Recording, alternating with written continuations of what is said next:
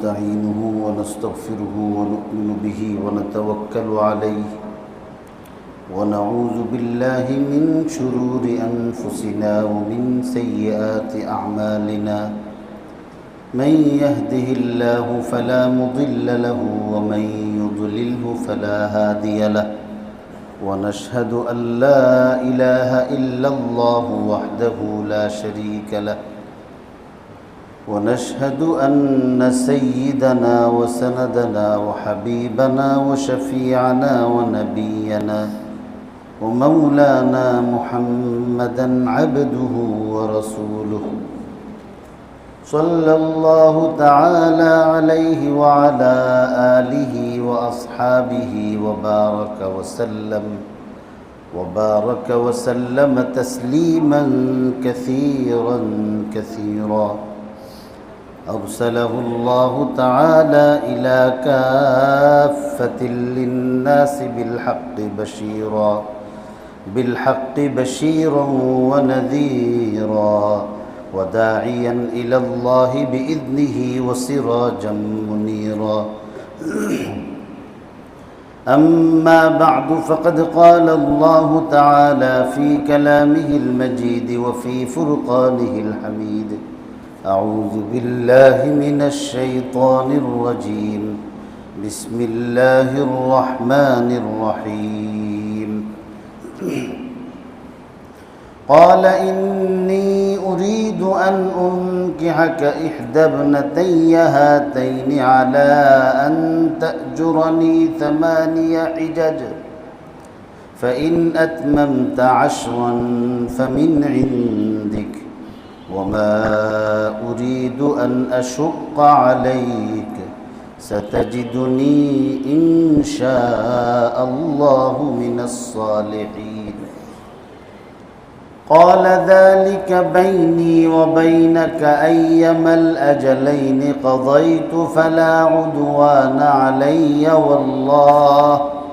والله على ما نقول وكيل آنس من جانب الطور نارا قال لأهلهم كثوا إني آنست نارا لعلي آتيكم منها بخبر أو جذوة من النار لعلكم تصطلون فلما أتاها نودي من شاطئ الوادي الأيمن في البقعة المباركة من الشجرة أي يا موسى إني أنا الله رب العالمين وأن ألق عصاك فلما رآها تهتز كأنها جان ولا مدبرا ولم يعقب يا موسى أقبل ولا تخف إنك من الآمنين صدق الله مولانا العظيم وصدق رسوله النبي الأمي الكريم ونحن على ذلك لمن الشاهدين والشاكرين والحمد لله رب العالمين اللهم صل على محمد وعلى آل محمد كما صليت على إبراهيم وعلى آل إبراهيم إنك حميد مجيد اللهم بارك على محمد وعلى آل محمد كما باركت على إبراهيم وعلى آل إبراهيم إنك حميد مجيد اللهم صل على محمد وعلى آل محمد كما صليت على إبراهيم وعلى آل إبراهيم إنك حميد مجيد اللهم بارك على محمد وعلى آل محمد كما باركت على إبراهيم وعلى آل إبراهيم إنك حميد مجيد اللهم صل على محمد وعلى آل محمد كما صليت على إبراهيم وعلى آل إبراهيم إنك حميد مجيد اللهم بارك على محمد وعلى آل محمد كما باركت على إبراهيم وعلى آل إبراهيم إنك حميد مجيد মুআজ্জাজ ও মুহতারাম মুরব্বিয়ানে কেরাম, মুসল্লিয়ানে ইজাম, দিন দরদি আল্লাহর পবিত্র কালাম কুরআনুল কারীমের সত্যিকারের আশেক মুসলমান ভাইয়েরা, শুক্রবার দিন বাদ মাগরিব আল্লাহর ঘর মসজিদে পবিত্র কুরআনুল কারীমের নিয়মিত তরজমা এবং তাফসীরের এই বরকতময় মাহফিলে যে আল্লাহ আমাকে আপনাকে উপস্থিত হয়ে আল্লাহর কালামের কিছু অংশ তেলাওয়াত করার এবং তেলাওয়াতকৃত সেই আয়াতগুলো আপনাদের সবাইকে শ্রবণ করার তৌফিক এবং সুযোগ দিয়েছেন, সকলেই সে আল্লাহ তাআলার শুকরিয়া আদায় করে মহাব্বতের সঙ্গে বলি আলহামদুলিল্লাহ। আমরা আমাদের কোরআন তরজমা এবং তাফসীরের এই মাহফিলে সূরাতুল কসাসের ধারাবাহিক আলোচনা পেশ করতেছিলাম। আজকে আপনাদের খিদমতে এই সূরার ২৭ নম্বর আয়াত থেকে তেলাওয়াত করেছি। তিলাওয়াতকৃত এই আয়াতের মধ্যে আল্লাহ তাআলা হযরত মূসাকে কেন্দ্র করে হযরত শুআয়ব আলাইহিস সালাতু ওয়াস সালামের অভিব্যক্তি আলোচনা করছেন। হযরত মূসা আলাইহিস সালাতু ওয়াস সালাম মিশর থেকে আল্লাহ তাআলার কুদরতি ফায়সালাই আমরে তাকওয়িনি, যেটাকে বলা হয় আমরে তাকওয়িনির অংশ হিসাবে, অর্থাৎ আল্লাহ তাআলা তাকে নবুয়ত দেওয়ার জন্য যে প্রসেস করেছিলেন তার একটা অংশ হিসাবে নিজের জান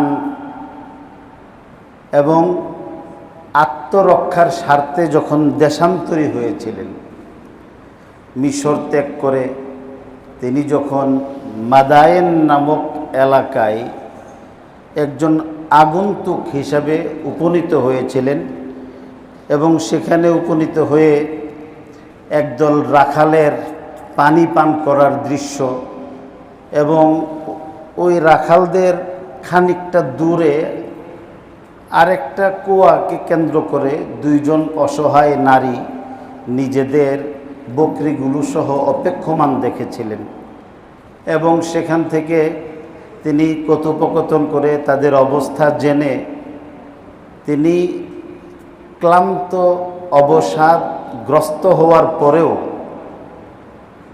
অসহায় নারীর সহযোগিতা করে তাদের পানির চাহিদা মিটিয়ে তাদেরকে তাড়াতাড়ি বাড়িতে পাঠিয়েছিলেন এবং বাড়িতে যাওয়ার পরে এই দুই নারী তাদের পিতার সঙ্গে এই মুসাফিরের কথাবার্তা আলোচনা করার পর পিতার নির্দেশে এই মুসাফিরকে বাড়িতে নিয়ে গিয়েছিলেন। এই আলোচনার ভিতরে হযরত মূসা আলাইহিস সালাতু ওয়াস সালামের দুইটা গুণ হযরত শুআয়ব আলাইহিস সালামের এক কন্যাকে দারুণভাবে মুগ্ধ করে ফেলছিল, আগ্রহী বানিয়ে ফেলছিল। আবার শুআয়ব আলাইহিস সালামের দুই কন্যার দুইটা বিশেষ গুণ হযরত মুসা আলাইহিস সালাতু ওয়াস সালামকেও আকৃষ্ট করছে। একদিকে ভাবী পয়গম্বর, যিনি অদূর ভবিষ্যতে কিছুদিন পরেই 8-10 বছর পরেই তিনি নবুয়ত প্রাপ্ত হবেন, আর নবুয়ত প্রাপ্তির পরে এই মহিলাই একজন জলিলুল কদর নবীর সহধর্মিণী বা স্ত্রীর মর্যাদায় অধিষ্ঠিত হবেন। আবার সঙ্গে সঙ্গে তিনি আরেকজন বয়স্ক বয়োবৃদ্ধ জলিলুল কদর পয়গম্বরের কন্যাও, নবীর বংশের। এই গুণগুলি ছাড়াও অতিরিক্ত দুইটা গুণ আল্লাহ তাআলা হযরত মুসা আলাইহিস সালামের চোখের, তার দৃষ্টির মধ্যে আটকায় ফেলছে, যে কারণে হযরত মুসা তার বাড়ি পর্যন্ত যাওয়ার আগ্রহ পোষণ করতেছিলেন। আসলে এটাও ছিল আল্লাহ তাআলার সেই কুদরতি অদৃশ্য জগতের এলমে মারিফত, যেটাকে বলে অদৃশ্য জগতের রহস্যময় আল্লাহ তাআলার সেই কুদরতি ফায়সালার একটা অংশ, যে আল্লাহ এইভাবে সব সেটিং দিয়ে রাখছেন। কোন দুইটা গুণ হযরত মুসা আলাইহিস সালামের?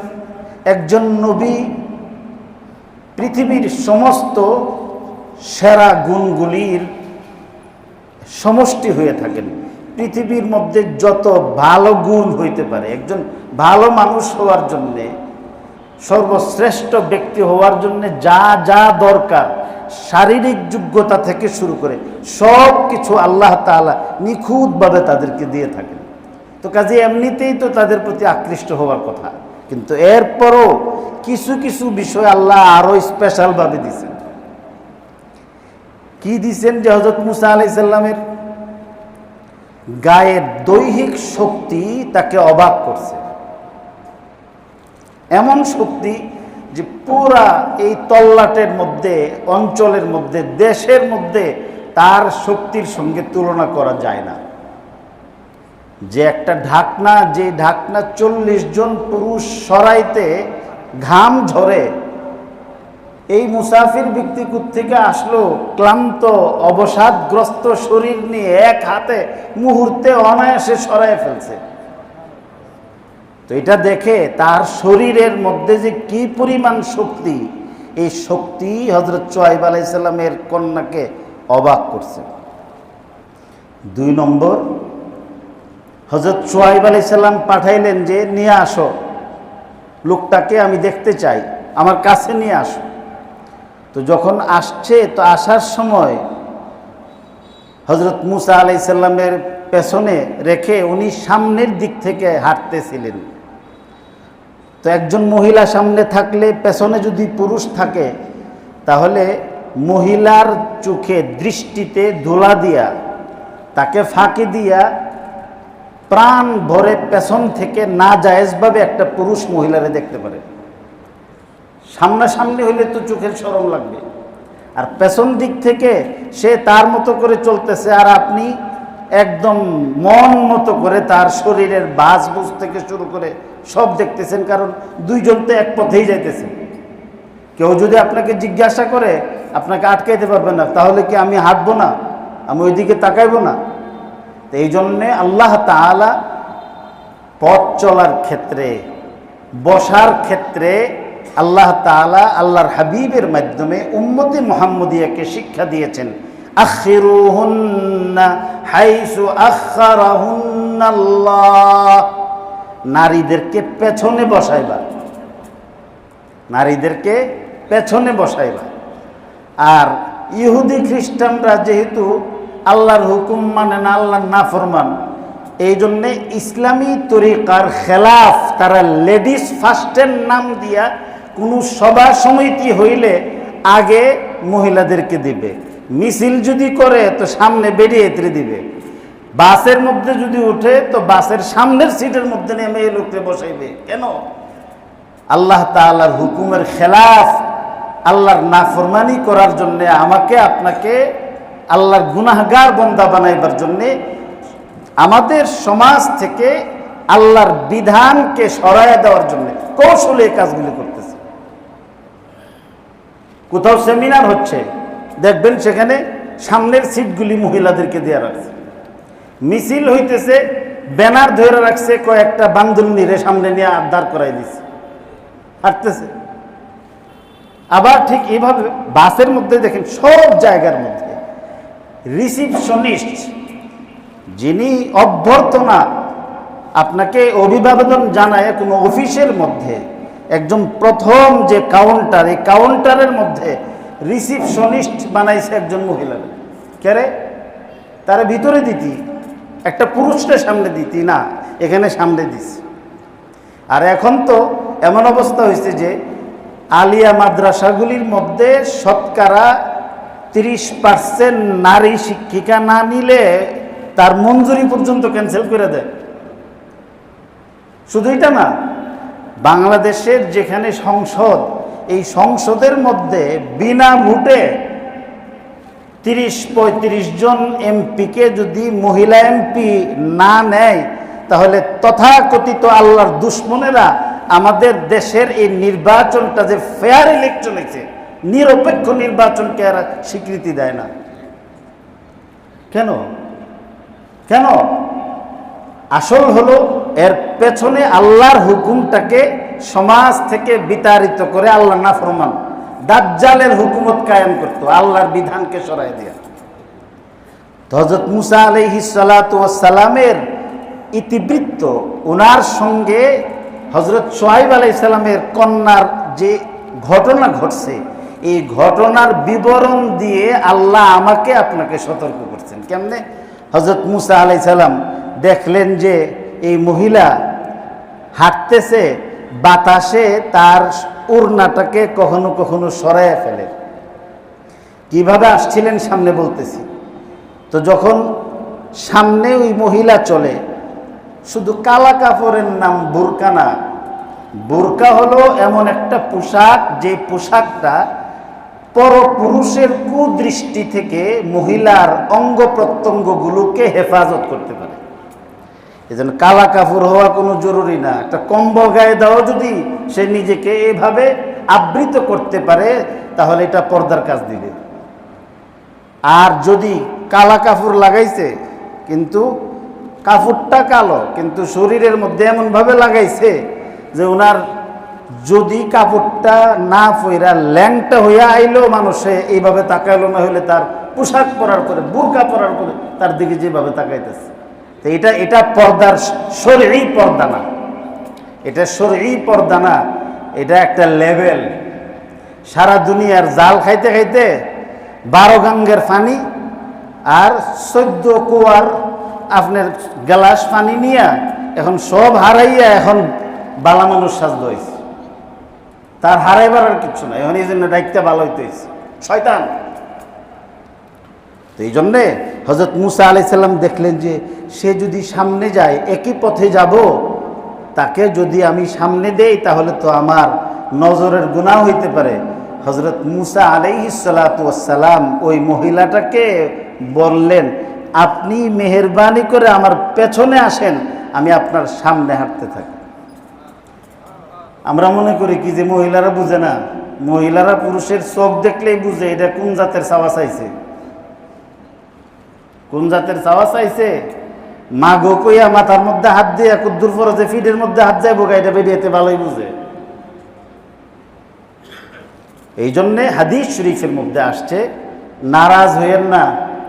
হাদিস শরীফের মধ্যে আছে, আল্লাহ রসুল সাল্লাল্লাহু আলাইহি সাল্লাম ফরমান যে যুবতী মহিলাদেরকে বৃদ্ধ পুরুষের সান্নিধ্য থেকে দূরে রাখো। বুড়া মানুষের, হুজুর এটা কি তাকলেন, বুড়া মানুষ, বুড়া মানুষের থেকে আবার দূরে রাখবো কি? হ্যাঁ, তো তার জীবন যৌবন সবই শেষ। না, হ্যাঁ তো কলমিলতার মতো আটকা ফালদা উঠবো। বলছে যে কলমিলতা কলমিলতা জল শুকালে থাকবি কোথা, থাকুম থাকুম কাদার তলে লাফদা উঠবো বর্ষাকালে। এই জন্যে অনেক সময় দেখা যায়, এই যে দেখেন না আপনার সারা দেশের মধ্যে এখন যত অকারেন্সগুলি হইতেছে, নারী সংগঠিত কেলেঙ্কারি হইতেছে, এর ম্যাক্সিমাম বড় অংশটা হলো বয়স্কদের, বুড়াবেটা। কারণ এই বয়স্ক ব্যক্তি সে তার বয়সের অভিজ্ঞতায় একটা নারীর সব কিছু তার জানা আছে, আর জোয়ান মেয়েটার এখানের মধ্যে গরমি আছে, উত্তেজনা আছে, তো তার অভিজ্ঞতা নাই। একজনের অভিজ্ঞতা আছে, উত্তেজনা নাই, আর একজনের উত্তেজনা আছে, অভিজ্ঞতা নাই। তো দুইটা যখন মিল্লা দেবো কেনা কাম হয়ে যাবে। এরপরে কেউ আল্লাহ এই চাষা এই কাম করছে কেমনে, চাষা শয়তানে। এ সময় হাদিস শরীফের মধ্যে আছে, যখন এভাবে বেগানা নারী বেগানা পুরুষের সঙ্গে যখন একত্রিত হয়, তো সেখানে তৃতীয় আরেকটা অশরীরী থাকে এবং তাদের পায়খানার রাস্তার মধ্যে ফু দিয়া আগুন যেভাবে জ্বালায়, এইভাবে এদের মধ্যে উত্তেজনা সৃষ্টি করে দেয়। আগে গ্রাম দেশে দেখছেন না, লাকড়ি দিয়ে যে চুলা জ্বালাইতো, আমাদের দেশের পাটখড়ি, আমরা দেশে হুলা বলে এটারে, এই চুলা দিয়া আগুন জ্বালাইবার জন্যে তখন কি করে, আগুন এইভাবে হালকা একটু লাল লাল হইলে তখন এইভাবে কি করে ফু দেয়, তো ফু দিলে আগুন জ্বলে। তো যখন না জায়েজ পন্থায় একটা নারী আর একটা পুরুষের কাছাকাছি যায়, তো এমনি তো আগুন ছিল না, তো শয়তানে এখানের মধ্যে কি করে ফু দিয়া তাদেরকে গুনাহের মধ্যে লিপ্ত করে আসে। এই জন্যে রসুল করিম সাল্লাল্লাহু আলাইহি ওয়াসাল্লাম ইরশাদ করছেন, মেশকাত সানি 2 খণ্ডের শুরুতে এই রওয়ায়াত আছে যে যুবতীদেরকে বৃদ্ধ পুরুষের সান্নিধ্য থেকে দূরে রাখবা। এরা মাগো মাগো করে পরে একটু পরে দেখবেন যে কাছে গিয়া গুনাহ করে ফেলছে, দূরে থাকা। অপরদিকে বিবাহিত নারীদের কাছ থেকে জোয়ান ছেলেদেরকে, অবিবাহিত পুরুষদেরকে দূরে রাখতে আল্লাহ রসুল সাল্লাল্লাহু আলাইহি ওয়াসাল্লাম হাদিসের মধ্যে ইরশাদ করছেন। আজ থেকে 1500 বছর আগে রসুল করিম সাল্লাল্লাহু আলাইহি ওয়াসাল্লামের এই প্রেসক্রিপশন যদি উম্মত গ্রহণ করত, তাহলে এত পরকীয়া প্রেম, এত সংসার ভাঙত না, এত ছেলে মেয়েরা অসহায় হইত। এই নাজায়েজ সম্পর্কের দ্বারা সবচেয়ে ক্ষতিগ্রস্ত হয় বাচ্চারা, সবচেয়ে ক্ষতিগ্রস্ত হয় বাচ্চা, এবং এদের মানে জীবিত থেকেই এদের মৃত্যু হয়ে যায়, অবহেলার শিকার হয়। এবং এই ছেলে পেলেগুলি এক সময় আপনার ডেসপারেট হয়, এরা সমাজের মধ্যে হুমকি হয়ে দাঁড়ায়, এরাই চুরি চামারি হত্যা রাহাজানি কিশোর গ্যাং নামে সমাজের মধ্যে একটা অরাজকতা সৃষ্টি করে। কেন? সে তো আদর পায় নাই, সে স্নেহ পাইছে না, বাবার আদর পাইছে না, মার আদর পাইছে না। অবহেলা আর অবহেলা দেখতে দেখতে এক সময় তার এই যে একটা ফুলের, গোলাপ ফুলের কলির মধ্যে বিষাক্ত কীট বসলে যেমন ফুলটা আর ফুটে না, ওই মা বাপের ঝগড়ার কারণে এই সুকুমার বাচ্চাগুলো যেছে, এই বাচ্চাগুলির জীবন আর প্রস্ফুটিত হয় না, সবচেয়ে বেশি ক্ষতিগ্রস্ত হয়। হযরত মুসা আলাইহিস সালাম মুসার 2টা গুণ দেখলেন, শক্তি দেখলেন আর ওনার পাকদামান পবিত্রতা দেখলেন। তো এই 2 গুণ তাকে মুগ্ধ করছে, আর মুসা আলাইহিস সালামকেও আবার তার 2টা গুণ মুগ্ধ করছে। 1 নম্বর, যে তিনি যখন আসছেন, তা আসার সময় লম্বা চাদর দিয়ে ঢেকে, قالت إحداهما يا أبت استأجره إن خير من استأجرت القوي الأمين إن خير من استأجرت القوي الأمين। 2টা গুণ বলছেন এখানে। হযরত মুসা আলাইহিস সালামের কাছে আসছেন, এসে চোখ খোলা রাখেন নাই, মুখ খোলা রাখেন নাই, শরীর অঙ্গ প্রত্যঙ্গগুলো অনেক শালীনভাবে ঢেকে আসছেন, শরীরের সব অঙ্গ প্রত্যঙ্গগুলো ঢেকে শালীনভাবে আসছেন। 1 নম্বর, তার এই উলঙ্গ সমাজের বাসিন্দা হওয়ার পরও এমন আবৃত জীবন হযরত মুসা আলাইহিস সালামকে অবাক করছে। একটা বাজারের মধ্যে, মিরপুরে একটা বাজার আছিল, আপনারা জানেন, এখন আছে কিনা জানেন না, সুরা মার্কেট কিন্তু এটারে, ওইখানে ঢাকা শহরের যত সুরাই মাল আছে পাওয়া যায়। এখন সুরাই মার্কেটের মধ্যে এক বেটা আপনার সব ভালো ব্যক্তি ওইখানে সে আমানতদারের সঙ্গে ব্যবসা শুরু করছে। নামাজের টাইম হইলে আপনার দোকান বন্ধ করে যায়, মিথ্যা কথা বলে না, কাউকে চুরাই মাল বিক্রি করবে, আমদানি রপ্তানি করবে তো দূরের কথা, সে একটা মিথ্যা কথাও বলে না, সাধারণ মানুষকে ধোঁকাও দেয় না। তো মানুষ সেখানে গেলে অবাক হবে যে কিরে ভাই, সকল সুরের মেলের মধ্যে আপনি ঘুরতে গেলেন, তো বিশ্বাস পায় না। হেও সুর, ডাইনে সুর, বামে সুর, সামনে সুর, পিছে সুর, মার্কেট সুর, নিচতলায় সুর, উপরের তলায় সুর, সকল সুরের মেলে আপনি ঘুরতে গেলেন। আল্লাহ আকবার, অবাক হবে মানুষ। তো ঠিক ওই সমাজের মধ্যে আল্লাহর নাফরমানি যে যত বেশি করতে পারে সেই হলো বেটা। আমাদের দেশে দেখেন না, এখন মস্তানি করে আরেক ব্যক্তির কাছ থেকে চাঁদাবাজি যদি করতে পারে, মারামারি যদি করতে পারে, ছুরি যদি মারতে পারে, গুলি যদি করতে পারে, এরপরে যত অনিয়ম আছে সব অনিয়ম নিজে কইরা আরো যদি লোকজনরে অভ্যাস করাইতে পারে, তাহলে নেতা হয়ে গেছে, সে নেতা হয়ে গেছে। এবং হাদিস শরীফের মধ্যে আছে, আল্লাহ রাসূল সাল্লাল্লাহু আলাইহি সাল্লাম ফরমান, কিয়ামতের আগে 15টা বদ অভ্যাস আল্লাহ তাআলা আমাদেরকে সতর্ক করছেন। 15টা বদ অভ্যাস এই উম্মতের মধ্যে সৃষ্টি হবে।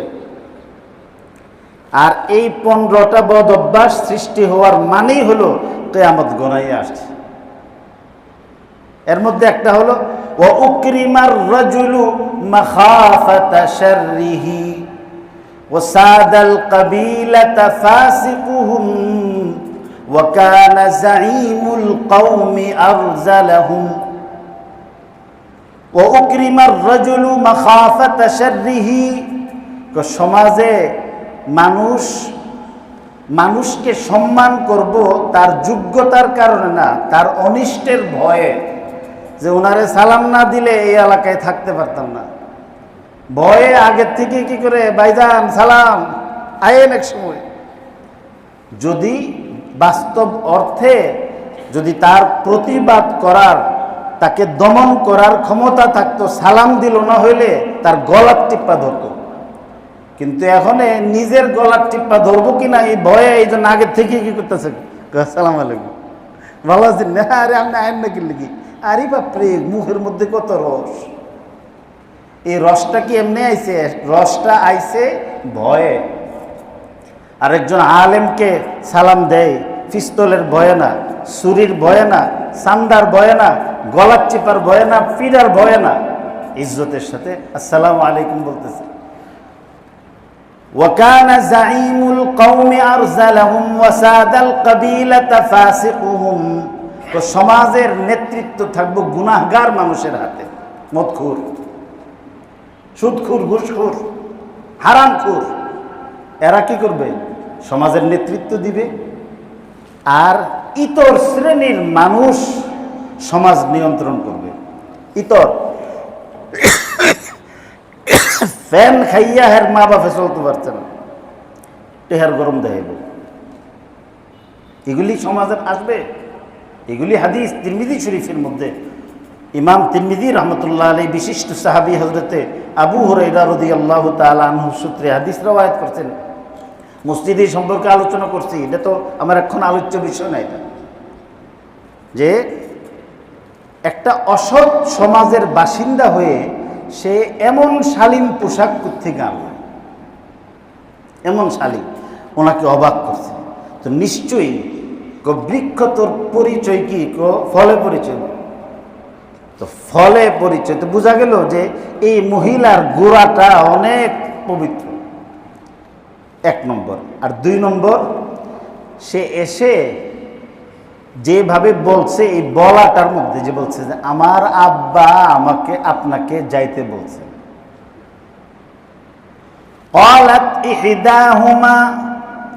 قالت إحداهما يا أبت استأجره إن خير من استأجرت القوي الأمين। আগে বলছেন فجاءته إحداهما تمشي على استحياء قالت إن أبي ইয়াদউকা লিয়াজজিয়াকা আজরা মা সাকাইতা লানা। আমার আব্বা, ইন্না আবি ইয়াদউক, আমার আব্বা আপনারা যাইতে বলছে। এটা কেন বলছেন? এর মধ্যে ইঙ্গিত ছিল যে একজন বেগানা নারী একজন বেগানা পুরুষরে কইতে পারে না, ভাইয়া আসেন না একটু এদিকে আসেন। কারণ কোনো বেগানা নারী বেগানা পুরুষরে ডাক দিলে এই ডাক দেওয়াটার মধ্যেই এক প্রকার খারাপের গন্ধ থাকে, এর মধ্যে একটা কলুষতা থাকে, মনের মধ্যে একটা গলগলা ভাব থাকে। তো এই জন্য উনি এসে বলছেন যে আমার আব্বা আপনারা যাইতে বলছে। তো উনি তো ইচ্ছা করলে বসতে পারতেন যে ভাইয়া ওঠেন আসেন আমার সঙ্গে, আপনি তো অনেক ভালো, অনেক, এবং দরকার পরিমাণ কথার এর চেয়ে বেশি কিছু বলে নেই, এর চেয়ে বেশি কথা বলে নেই।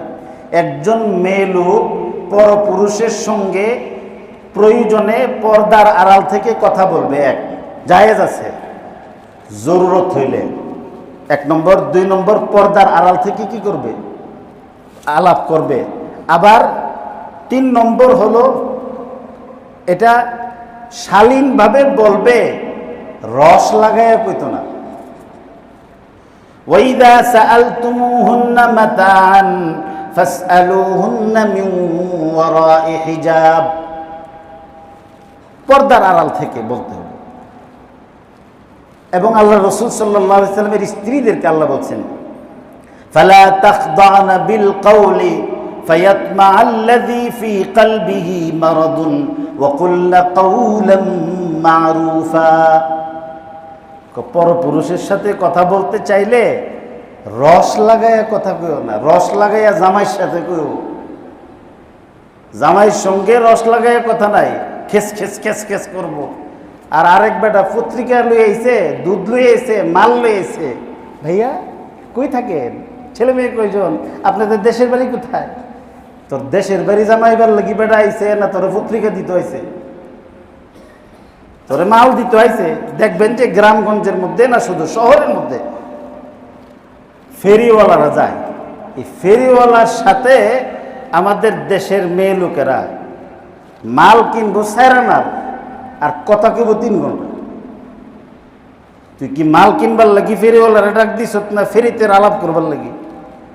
আল্লাহ তোর দরকারের বাইরে তোমার যদি দরকার থাকে, হ্যাঁ, কোনো পুরুষের মাধ্যমে এই মাল ক্রয় করার যদি সুযোগ না থাকে তাহলে তুমি পর্দার সঙ্গে বলো, দরকারের বাহিরে না, যতটুকুন দরকার।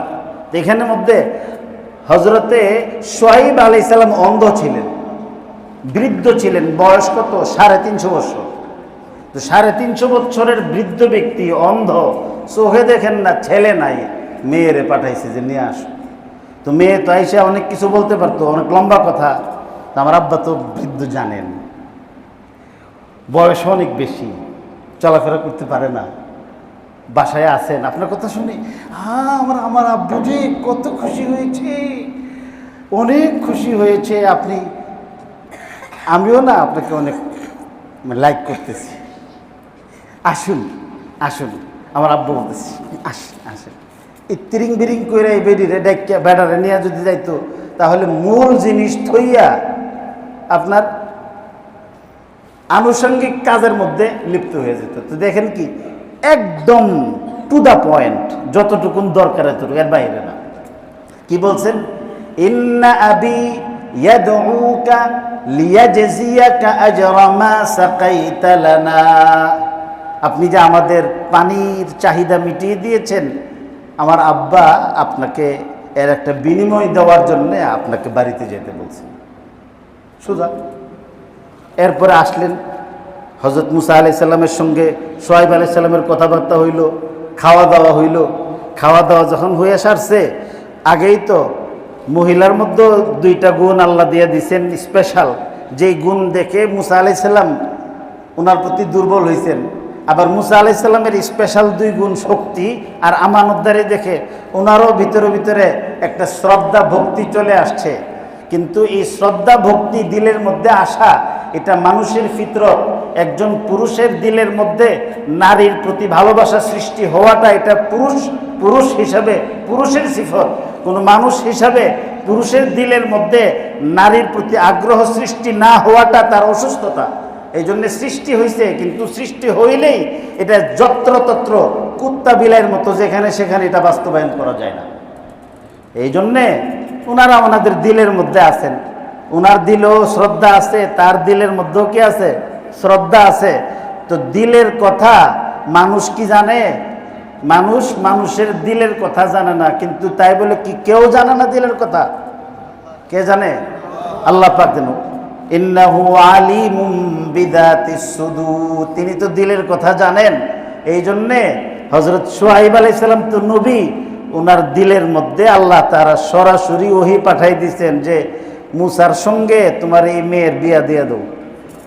তো ফাইসালা হয়েছে কোত্থেকে?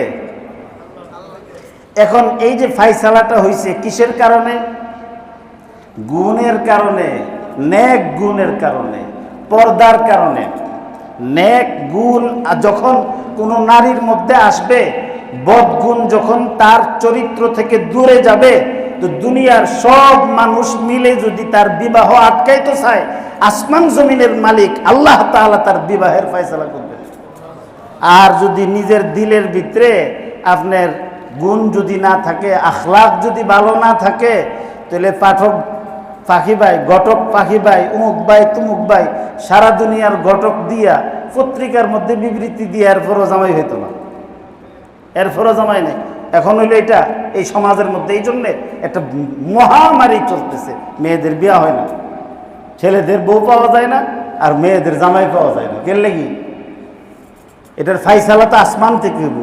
আসমান থেকে ফাইসালা হওয়ার জন্যে আগে নিজে সুস্থ হওয়ার লাগবো। আসমানের মালিকের সঙ্গে আখলাক দিয়া, আমল দিয়া সুসম্পর্ক কায়েম করতে হইব।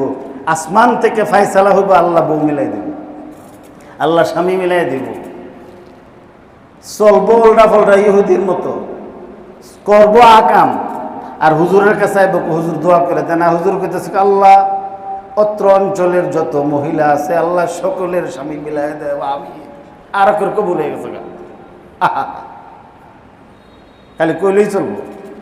এটার এই জন্য হজরতে ফাতিমা রাদিয়াল্লাহু তাআলা আনহা, যিনি জান্নাতের নারীকুলের সম্রাজ্ঞী, জান্নাতে যাওয়ার আগ্রহ তার আছে। রাসূল করিম সাল্লাল্লাহু আলাইহি সাল্লামের কাছে উনি বড় হয়েছেন, লালিত পালিত হয়েছেন। ওনাকে রাসূল করিম সাল্লাল্লাহু আলাইহি ওয়াসাল্লাম বলছেন, ইয়া ফাতিমা আনকিযি নাফসাকি মিনান নার, আনকিযি নাফসাকি মিনান নার। ফাতিমা, তোমার নিজেকে তুমি নিজে জাহান্নাম থেকে বাঁচাইও, মানে আখলাক ঠিক রাখো, গুনাহ থেকে বাচ্চা থাকো। এক সাহাবী আল্লাহ রসুলের কাছে আসছেন, এসে বলছেন যে ইয়া রাসূলুল্লাহ, আমি আপনাকে এত ভালোবাসি যে দিনে যদি অন্তত একবারও আপনারে না দেখি তাহলে আমার আর বেঁচে থাকা সম্ভব হয় না, আমি অস্থির হয়ে যাই। তো দুনিয়ার মধ্যে আপনারে না দেখলে আমি পাগল হই। আপনি তো সমস্ত, শুধু নবী না, সমস্ত নবীদের সম্রাট। তো জান্নাতে আপনি গেলে আর আমি যদি জান্নাতে যাইতে না পারি, অথবা জান্নাতে আমি যদি যাই আর আপনি যদি, আপনার তো আল্লাহ অনেক উঁচু মাকামের জান্নাত দিবেন, সেখানে গিয়ে যদি আপনার সঙ্গে আমার মুলাকাত না হয়, তাহলে ইয়া রাসূলুল্লাহ আমাকে আপনি একটু আমল বাতায় দেন, আমি কি করলে আমি আপনার সঙ্গে জান্নাতে থাকতে পারবো। রাসূল করিম সাল্লাল্লাহু আলাইহি সাল্লাম ফরমান, তাহলে তুমি আমাকে বিকাসরাতি সুজুদ, বেশি বেশি করে নমাজ পড়া আমার সাহায্য করো। নমাজ না পড়া, আল্লাহরে না ডাইকা, খালি নবীজি আপনারে ভালোবাসি, এইগুলি বলার দ্বারাতে জান্নাতে আমার সঙ্গী হইতে পারবা না। তো এখানেও ঠিক, ছেলের জন্যে, মেয়ের জন্যে সংসার চাইতেছেন, আপনি কাঁদতেছেন, হুজুরে কাঁদতেছে, সবই করতেছেন, কিন্তু ছেলে মেয়েটাও তো চাওয়া লাগবে। এই জন্যে শৈশব থেকেই বাচ্চাদেরকে তৈরি করে নেওয়া, যেন বেলাইনে না যায়। আপনার মা, আমার মা, আপনার নানি, আমার নানি, দাদি, ভাই বোন যারা আছে আগে 12-14 বছরের আগে টাইনা লয়ে গেছে গা। 12 বছর 14 বছরের আগে বাচ্চা হয়ে গেছে। আমরা যারা এখন সাদা দাড়িওয়ালা, এমন প্রত্যেক ব্যক্তির মার বিবাহ কত বছর বয়সে খোঁজ দিয়ে দেখেন, একজনও 20 বছর পার হয়েছে না, এর আগে বিয়ে হয়েছে। আর এখন আমার কাছে একজনে দোয়া চাইছে বিবাহ, ওনার অনেক দিন আগের। আর এখন তো অনেক দোয়া এমন আছে, কুমারী মেয়ে বয়স হলো 47 বছর বয়স, কুমারী, এটারে নিয়ে ওই আর কিতা করবো, এটা বাচ্চা দিব। এরপরে হুজুরের কাছে চাইবো তাবিজের লিখে, হুজুর দোয়া করেন, দুইটা করে তেমন আল্লাহ বাচ্চা দেওয়া যায়, দিব। এটা দিব, 2টা না 4টা একবারে দিয়ে দিব। সময় পার হয়ে গেছে, এটা কিভাবে সম্ভব? এগুলি কেন? নিজের আখলাক ঠিক রাখে না, যায় সারা দুনিয়ার মানুষরে। দেখেন একটা কথা আমাদের মুরব্বীরা বলতো যে খাবার যদি প্রকাশ্যে হাজারো ক্ষুধার্ত মানুষরে দেখাইয়া খায়, তাহলে খাবারে মানুষের নজর লাগে না? তো নজর লাগা খানা খাইলে পেট নষ্ট হয়নি, পেট নষ্ট হয়। তো ঠিক যেই বেডিটা সারা দুনিয়া ঘুরে, এই বেডিটারে তো সারা দুনিয়ার মানুষের নজর লাগা। তো এই নজর লাগা বেডিরে বিয়া করলে ঘর নষ্ট হয়। নজর লাগা বেডি বিবাহ করলে ঘর নষ্ট হয়। নজর লাগা খাবার খাইলে পেট নষ্ট হয়, বেশ কমে নষ্ট হয়। তো যেহেতু দুইজনের মধ্যেই পবিত্রতা, পরিচ্ছন্নতা, দিলের মধ্যে ভক্তি আছে, ওনারও আছে তারও আছে, পৃথিবীর কেউ জানে না, কিন্তু সারা পৃথিবীর সকল কিছুর স্রষ্টা রব্বুল আলামিন জানেন। তিনি আলিমুম বিদাতিস সুদূর। তিনি হযরত শুআইবের কাছে দিলের মধ্যে সরাসরি নির্দেশ পাঠাই দিয়েছেন যে দুইজনরে বিবাহ দিয়ে দাও, আমার মুসার সঙ্গে তোমার কন্যার বিবাহ দিয়ে দাও। তো হযরত শুআইব আলাইহিস সালাম তখন বিবাহের যে প্রস্তাব দিয়েছিলেন, আজকে আমি সেই আয়াতটা তেলাওয়াত করছি। قال إني أريد أن أنكحك إحدى ابنتي هاتين على أن تأجرني 8 حجج فإن أتممت 10 فمن عندك وما أريد أن أشق عليك ستجدني إن شاء الله من الصالحين। হযরত শুআইব বলতেছেন, চোখে দেখে না কিন্তু সব বুঝে ফেলছে, বলতেছেন ইন্নী উরিদু আন উনকিহাকা ইহদা ইবনাতাইয়া হাতাইনি, আমার এই 2 কন্যার একটারে, 2 কন্যার একজনকে আমি তোমার সঙ্গে বিবাহ বন্ধনে আবদ্ধ করতে চাই, আমি বিবাহ দিতে চাই। মুসা আলাইহিস সালাম মুসাফির, প্রবাসী, বাড়িও নাই, ঘরও নাই, ভাইও নাই, বোনও নাই, বাপও নাই, মাও নাই, গোষ্ঠীও নাই, টেহাও নাই, পয়সাও নাই। আলতা, সুনু, লিপস্টিক, শাড়ি সুরি গয়নাই তা আনবো করতে গা, বিয়া বইবনি কোনো টাকা পয়সা না দিলে। আবার শাড়ি সুরি দেখ না দেখ, অন্তত মোহর আনা তো লাগবে, মোহর ছাড়া তো বিবাহ হয় না। বিবাহ সহি হওয়ার পূর্ব শর্ত হইল মোহর, এবং শুধু মোহর হইলেই চলতো না, মোহরটা মাল হওয়ান লাগবে। মোহরটা কি লাগবে? মাল হওয়ান লাগবে। শরীয়তের দৃষ্টিতে যেটাকে মাল বলে, শরীয়তের দৃষ্টিতে হারাম জিনিস মাল হয় না। মদ, মদের দাম আছে, বিভিন্ন বিরাতি মদ আছে না, এক এক বোতলের অনেক দাম। এখন একবারে বিয়া করছে যে তোর আমি 100 বোতল মদ দিব, ওইটা মোহরানো হইতে তো। শুয়োর, এটা অমুসলিমদের জন্যে এটার মূল্য আছে, কিন্তু মুসলমানদের কাছে এটার কোনো কি নাই। শুয়োর আর পায়খানার মধ্যে কোনো পার্থক্য নাই, একই জিনিস। তো এখানে বলে যে 5টা শুয়োরের বিনিময়ে বিবাহ করতেছি, যায় যেত না, ছাগল দিলে হইব। এলে কি যে এটা শরীয়তের দৃষ্টিতে শুকরটা শরআন কোনো মাল না। আবার মাল দিছে কয় টাকা? 2 টাকার বিনিময়ে বিবাহ, 1 টাকার বিনিময়ে বিবাহ, 1 টাকার বিনিময়ে 4 আনার বিনিময়ে বিবাহ। 4 আনা মাল পরিমাণে কম, কিন্তু এটার দ্বারাও বিবাহ হবে না। কারণ বিবাহের জন্যে কমপক্ষে 10 দিরহাম লাগবে, কমপক্ষে 10 দিরহাম, উপরের কোনো হিসাব নাই। মুহূর্তটা কমপক্ষে কি লাগবে? 10 দিরহাম লাগবে, এর নিচে না। কেন? যেটা কোনো খামখেয়ালিপনা না। বিবাহ করছে কত 4 আনার বিনিময়ে বিবাহ করলাম, তো এটা তো মুহর না, বরং আল্লাহ তাআলা যে মুহর নামে একটা বিধান নির্ধারণ করছেন, এটাকে উপহাস করা হয়। এই জন্যে একটা মানুষের অঙ্গের সঙ্গে যেহেতু চুক্তি হয়, চুরি যদি করে তো শরীয়তের দৃষ্টিতে বিধান হইল চুরির বিচার হাত কাটন। তো হাত কাটার জন্যে আপনার এক বেটা 20 টিক্কা একটা স্যান্ডেল লিয়ে চুরি করে গেছে, এই জন্য কি হাত কাটবেন? কোন শরীয়তে হাত কাটার কথা বলে না। 500 টাকার একজোড় জুতা লয়ে গেছে, 500 টাকার জুতা নিলেই তার বিচার হস্তকর্তন না। হস্তকর্তনের বিচার সাব্যস্ত হওয়ার জন্যে এমন মাল চুরি করতে হবে যেটার কমপক্ষে 10 দিরহাম মূল্য হয়, তাইলে একটা হাত কাটন লাগে। তো বিবাহের মধ্যেও শরীয়তের দৃষ্টিতে একটা অঙ্গের সঙ্গে স্বামী স্ত্রীর চুক্তি করা হয়, এই জন্যে এটারও কমপক্ষে মূল্য 10 দিরহাম ধরতে হবে। আর উপরে অনেকগুলি এই মুহরের অনেক সূরত আছে। একটাকে মুহরে মিসাল বলছে, আরেকটাকে মুহরে ফাতিমি বলছে। মুহরে ফাতিমি হযরতে ফাতিমার জন্য যে মুহর নবীজি নির্ধারণ করেছিলেন, এটাকে মুহরে ফাতিমি বলে।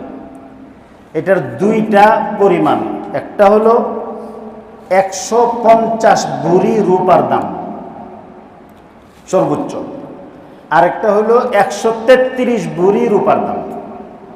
আমরা বলি না পরীক্ষার মধ্যে যে 33 মার্ক আছে, আবার ফুল মার্ক হলো কত?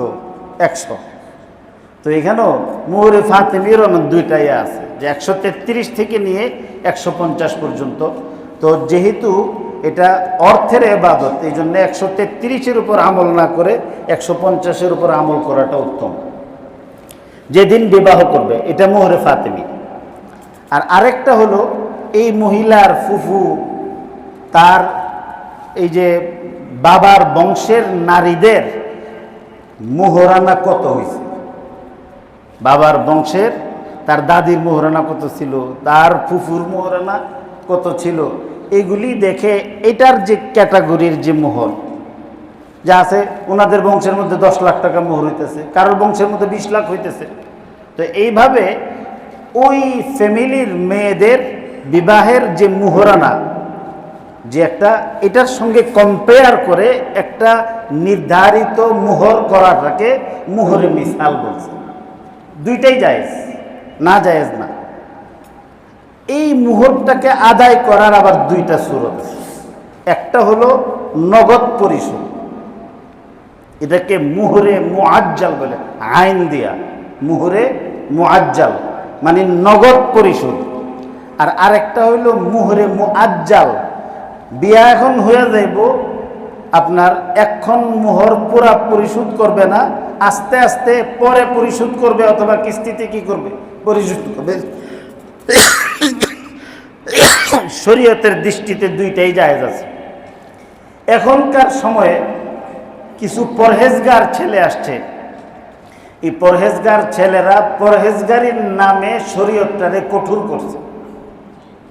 কি কঠোর? যে আমি আমার মোহরানা একদম নগদ পরিশোধ করব, নগদ যে সময় পরিশোধ করতাম পারম ওই সময় বিবাহ করুম। করতে করতে উনি দাদা হয়ে গেছে, উনি আর নগদ পরিশোধ